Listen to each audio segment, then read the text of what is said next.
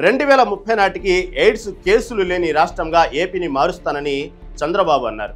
ఒకప్పుడు ఇక్కడ నేషనల్ హైవేలపై తెల్లారితే కండోమ్స్లు కనబడేవి. 30 ఏళ్ల క్రితం ఏపీలోనే అత్యధిక ఎయిడ్స్ కేసులుండేవి. నిశ్శబ్దాన్ని వీడి దీనిపై మాట్లాడాలని అప్పుడే చెప్పా. అసెంబ్లీలో కండోమ్లతో డెకరేషన్ చేసి అవగాహన కల్పించాం. అప్పటి నుంచి కేసులు తగ్గాయి అని తూర్పుగోదావరి జిల్లా నల్లజర్లలో రైతన్న మీకోసం కార్యక్రమంలో చంద్రబాబు విధంగా వ్యాఖ్యానించారు. అందుకే ఒకప్పుడు నేను హెచ్ఐవి ఎయిడ్స్ మాట్లాడా. మీకు జ్ఞాపకం ఉంటుంది, ఈ నేషనల్ హైవేలో ఇక్కడ డ్రైవర్స్ తెల్లవారితో నిద్రలేస్తే మనకందరూ కండమ్స్ కనపడేటివి. అది ఎంత ప్రమాదంగా తయారైందంటే 30 ఏళ్లకు మునుపు ఎక్కడ చూసినా హైయెస్ట్ ఎయిడ్స్ ఆంధ్రప్రదేశ్లో ఉండేది.